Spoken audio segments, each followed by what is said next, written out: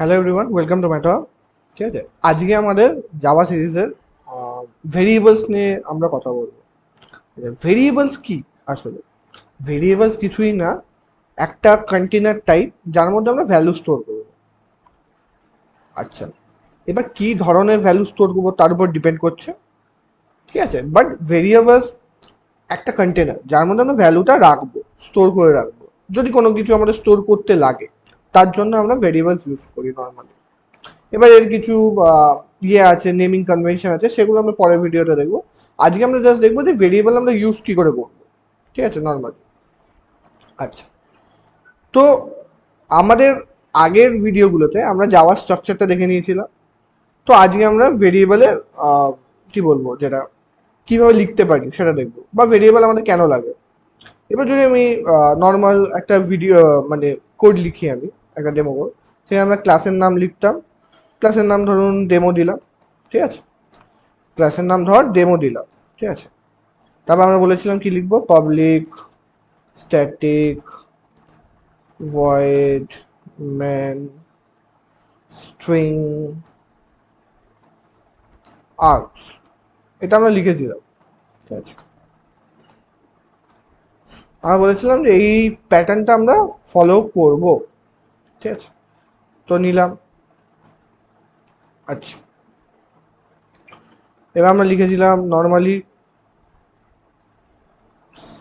System dot out dot print এলাই।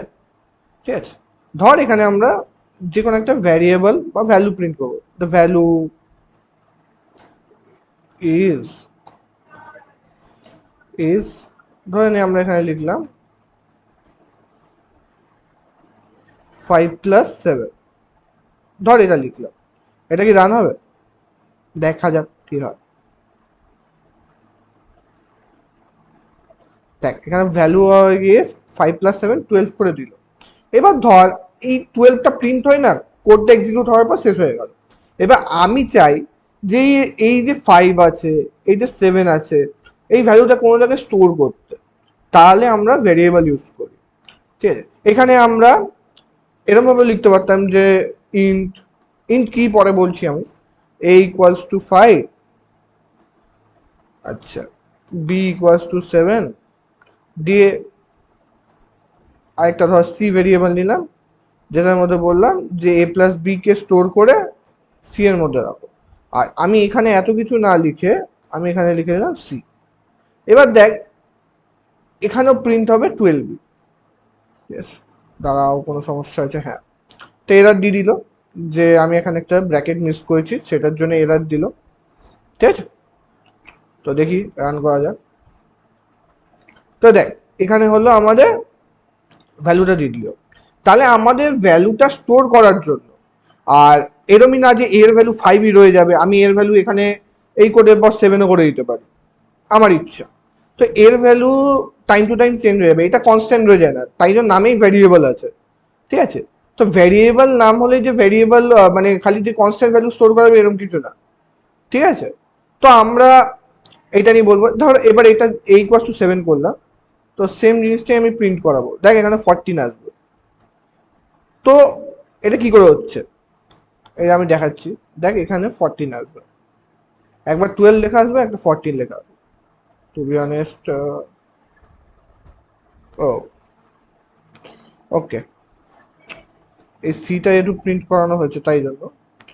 তো এই সিটা আমি সরিয়ে দিচ্ছি, ধর।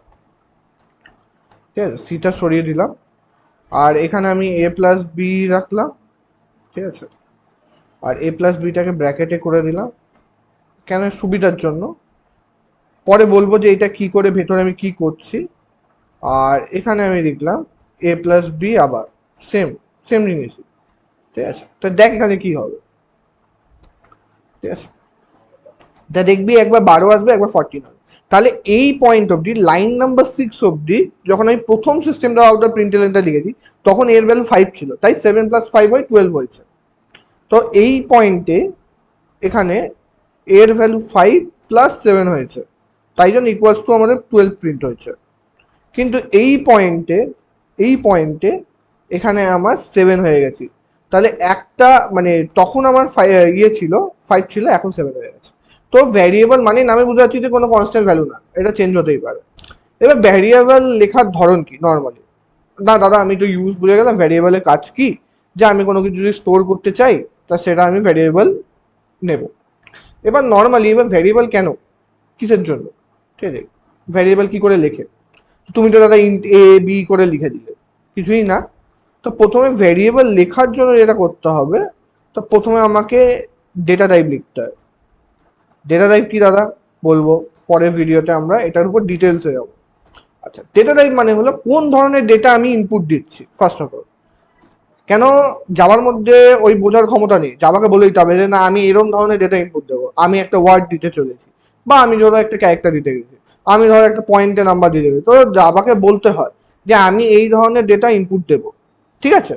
জাভাকে তুই যদি স্পেসিফাই না করে দিস তাহলে কিন্তু হবে না। আচ্ছা, তারপরে আমরা ভ্যারিয়েবলের নাম দেব।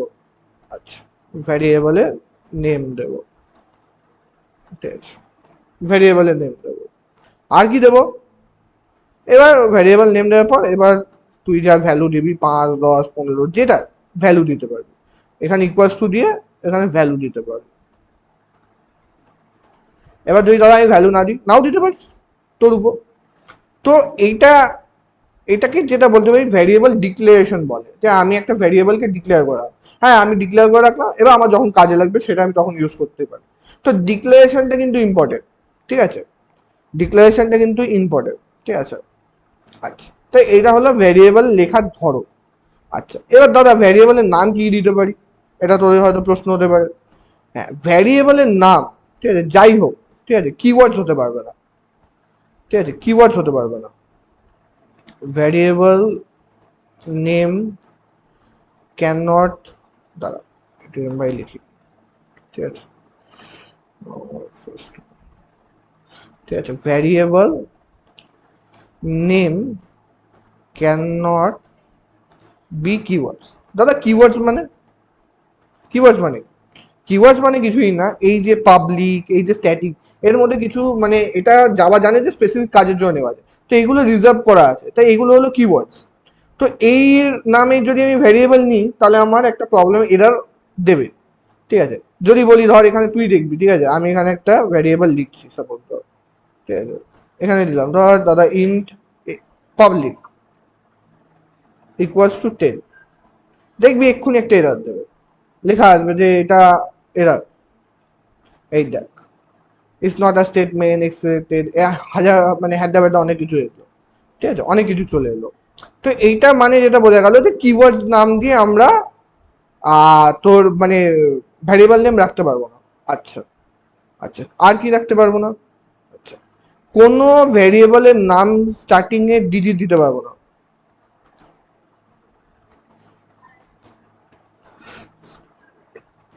With digit. মিডিলে দিতে পারি, পরে দিতে পারি, ঠিক আছে, বাস স্টার্টিং এ ডিজিট দিতে পারবো না।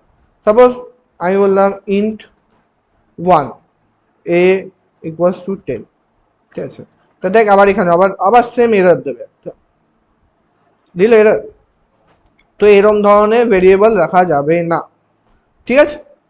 আচ্ছা, স্টার্টিং এ ডিজিট হবে না কিন্তু এন্ডিং এ ডিজিট দিতে পারি, ঠিক আছে, এন্ডিং এ ডিজিট দিতে পারি, ঠিক আছে, এন্ডিং এ আমি ডিজিট দিতে পারি, বা স্টার্টিং এ ডিজিট হবে না, ঠিক আছে। আচ্ছা, এবার ধর এখানে আমি দিলাম A1, দেখ এখানে কিন্তু A1 এ কোনো সমস্যা নেই, এরর দেবে না। এবার কি হবে সেটা না, বাট এরর দেবে না। দাঁড়া এটাকে একটুখানি আমি রাখি,